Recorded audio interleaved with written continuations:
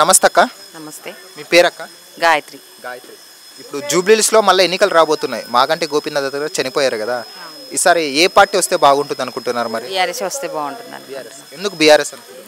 మా మమ్మీకి 4000 ఇస్తానన్నారు, పెన్షన్ పెంచలేదు. అసలు మా మమ్మీ కానీ కాదు, ఎవరికి కూడా పెంచలేదు కదండి. పెద్దవాళ్ళు ఎంతో ఆశతో ఉన్నారు. అంటే కాంగ్రెస్ పెంచలేదని బీఆర్ఎస్ పెంచలేదని కాదు, 6 గ్యారెంటీలో ఒకటి కూడా నెరవేరలేదు. సో అందుకని బీఆర్ఎస్ ఎందుకు వస్తే మంచిది అనుకుంటున్నారు? బీఆర్ఎస్ వస్తే మా ఇంట్లో మాకు మా మమ్మీ కానీ మా చెల్లికి పెళ్ళి అయినప్పుడు కళ్యాణ లక్ష్మి అవన్నీ ఇచ్చారు. సో అందుకని బీఆర్ఎస్. మాకు కూడా దళిత బంధు ఇచ్చారు 10 lakhs.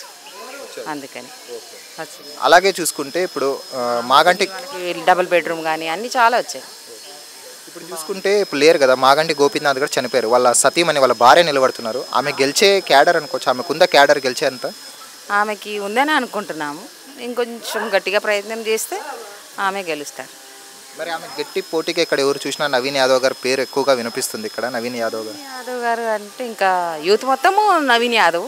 కొంచెం బాగా ఆలోచించిన ఇంకా ఓల్డ్ వాళ్ళందరూ ఉంటారు కదా, వాళ్ళకి బాగా మాగంటి గారు చేశారు కాబట్టి ఆయనే. ఇక్కడ రెహ్మత్ నగర్, బోరబండ ఈ సైడ్ అంతా డెవలప్మెంట్ ఏమైనా జరిగిందా? 10 ఏళ్ళు బీఆర్ఎస్ ఉంది కదా అధికారంలో. జరిగింది కదండి. వాటర్ కానీ కరెంట్ కానీ ఎప్పుడు వెళ్ళకపోయేది. So BRS. సమస్యలు అయితే ఏమైనా ఉన్నాయక్క మీకు ఇక్కడ? ఏం లేవు అంత ఉన్నాయి, రోడ్లది అని అవన్నీ ఉంటాయి, ఉంటాయి. ఎప్పుడు ఏ ప్రభుత్వం ఉన్నా ఉంటాయి. పథకాల పరంగా వచ్చినాయన్నీ కాంగ్రెస్గా వచ్చి మన బీజేపీ కానీ ఈసారి నిలవేస్తుంది. బీజేపీ పరిస్థితి ఏమనుకోవచ్చు? బాగుంటుంది అనుకుంటున్నాం. ఇందాక బీఆర్ఎస్ అన్నారు, మళ్ళీ బీజేపీ. కానీ అది కూడా ఒకసారి వస్తే అధికారంలోకి బాగుంటుంది చూడాలనుకుంటున్నారా?